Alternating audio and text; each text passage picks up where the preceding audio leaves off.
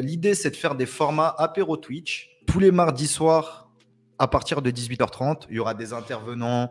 Voilà, il y aura même des animations. On va faire beaucoup de live poker également. Donc, c'est-à-dire qu'on va jouer avec la communauté, on va faire gagner des lots et également on va répondre aux questions SEO, on va montrer des techniques. Donc voilà, c'est en gros d'entremêler le professionnel et le divertissement. Bien sûr, chaque live Twitch tous les mardis aura un sujet, que ce soit un live 100% e-commerce, 100% analyse de niche, 100% comment passer de salarié à entrepreneur. Voilà, l'idée c'est de prendre à chaque fois un sujet qui sera vraiment décortiqué par moi-même et par vous à travers vos interactions, à travers votre expérience, votre vécu. C'est vraiment ça qui est intéressant, quoi. Si vous avez en plus des propositions d'intervenants ou autres, n'hésitez pas. Alors du coup, vu que j'ai pas préparé de sujet, vu que c'était l'histoire de lancer ce premier live-là, voir combien on serait, 40, 50, l'idée, c'était de vous préparer des questions et ça pourra lancer différents sujets autour du SEO, de l'affiliation, du e-commerce et tout ce qui s'ensuit, quoi. Alors, pour ceux qui font de l'édition de site, ça fait combien de temps que vous faites du SEO et combien vous générez par mois? Ce sera intéressant de comparer parce qu'on voit des personnes qui arrivent en 6 mois ou qui viennent d'arriver il y a 6 mois, 1 an et qui arrivent à faire des vrais scores et des personnes qui sont là depuis 5 ou 10 ans et qui n'arrivent pas à scorer. Donc, est-ce que le problème, c'est le SEO ou, comme vous le savez bien, c'est plus la partie business? Édition de site, affiliation 20 ans, 30 000 euros par mois. 4 mois dans le SEO, générer un SMIC pour l'instant. Merci TBL. Ah, ça fait plaisir. Bravo à toi, tu l'as mérité. 1 an, 2 à 3 000 euros par mois. Ok, c'est cool. Ok, 4 ans, 1 500 euros. C'est pas mal. Je me souviens qu'au SEO to the Moon, tu avais fait des belles perfs. Là, tu as rejoint TBL. Donc voilà, maintenant, il faut scaler au mieux. Il y a moyen que tu scores bien. C'est vrai que même quand on crée du contenu, des liens, etc., quand on crée un site, on pense que si la niche ne marche pas en affiliation, qu'on a tout perdu, qu'on s'est mal orienté. Mais même, je le disais tout le temps, enfin je le dis encore tout le temps, même un site qui a de mauvaises affiliations, a une mauvaise niche, on peut toujours le revendre et on peut toujours faire une belle plus-value parce que vous vendez votre temps dans tous les cas, donc ce sera que rentable et vous saurez mieux choisir votre niche la prochaine fois. Le temps qu'on investit en SEO, c'est ça qui est bien, c'est que c'est jamais du temps perdu. Donc du coup, ok, on voit pas mal de belles sommes. 1500, 1300, c'est vraiment bien. Franchement, foncez comme ça, continuez. C'est quelque chose que beaucoup de personnes vendent, hein. Moi, le premier à vous dire, bah voilà, passer de salarié à entrepreneur, c'est possible. Ça va demander du travail parce que quand on voit de l'extérieur, on croit que c'est toujours plus facile. Mais quand on met les pieds dedans, c'est bien différent parce que vous devez rendre des comptes à vous-même.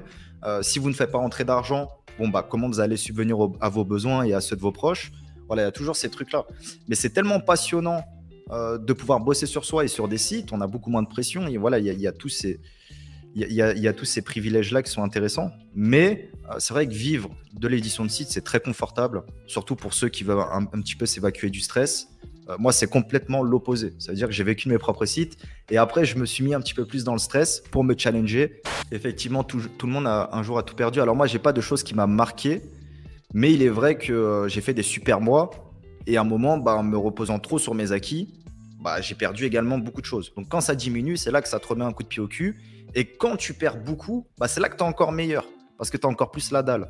Que voilà, quand tu atteins les 10 ou 20 cas par mois, bah, pour aller chercher les 50, il faut vraiment en avoir dans la tête. Parce que généralement, tu te dis je suis bien, pourquoi je vais faire plus? Du coup, bah, je vais enchaîner sur les questions. C'est quoi votre business principal? Est-ce l'affiliation, le e-commerce ou encore dropshipping? Ou troisièmement, la génération de leads ou autre, quoi. Ok, pas mal d'e-com, pas mal de drop. Affiliation pour ne pas être emmerdé par le SAV. Affi car feignant. C'est ce qu'on aime, Phil. Généralement, vous me disiez que vous étiez plus affiliation de logiciels, formation, enfin des commissions high ticket que de l'affiliation Amazon. Bon, vous connaissez mon point de vue par rapport à ça. Je dénigre en aucun cas. Je connais des personnes qui font de l'affiliation et qui font des gros scores. Ce que je dis juste, c'est que c'est tellement facile de pénétrer dans le programme d'affiliation Amazon, de faire de l'affiliation Amazon, qu'en fait, c'est ce que je dissuade aux débutants. Parce que si c'est facile, c'est que tout le monde y va. Donc, autant aller où il y a un peu plus de barrières et où, en fait, le gâteau est beaucoup plus gros et où il y a beaucoup moins de personnes. Mais bien sûr, quand c'est bien fait, on peut faire de très, très beaux scores. On peut avoir le meilleur business du monde. Rien n'est joué. Tout peut changer demain. C'est pour ça qu'il faut tout donner aujourd'hui. Ne dépendez pas d'un seul programme d'affiliation, d'une seule niche ou d'un seul canal d'acquisition. J'ai une petite question. Quel serait votre meilleur conseil pour entreprendre tout en étant salarié? Cédric qui nous dit la patience et la rigueur. Clairement, la régularité, ça fait la diff. Ok, il doit changer d'état d'esprit et se mettre en phase avec son activité, d'accord? Axel qui nous dit on se forçait à taffer le soir après le taf pendant au moins 3 heures et à deux, c'est mieux. Effectivement, à deux, c'est mieux. Hein, trouver un bon binôme, c'est très important. Bah voilà, la confiance, c'est le plus important, mais aussi avec un bon mindset qui peut être idéalement meilleur que vous. Entourez-vous de personnes meilleures que vous. Ok, suivez une bonne formation et avoir un mentor, effectivement. Alors, Phil, très belle phrase. La confiance en soi est un asset variable, mais la discipline est un asset maîtrisé. Effectivement, la discipline, la rigueur, c'est vraiment ça qui fait la différence. Hein. L'autodiscipline, le fait de, voilà, bah, tu vas te réveiller tous les matins 2 heures plus tôt que tout le monde. Par contre, dans un an, si tu as 5 à 10 fois plus de résultats, ce sera mérité. Ce sera mérité parce que voilà, tu auras pris du temps que d'autres personnes ne font pas. Merci à tous d'avoir été là, c'était un gros kiff. À mardi 18h30, prenez soin de vos proches. À très bientôt. Ciao tout le monde.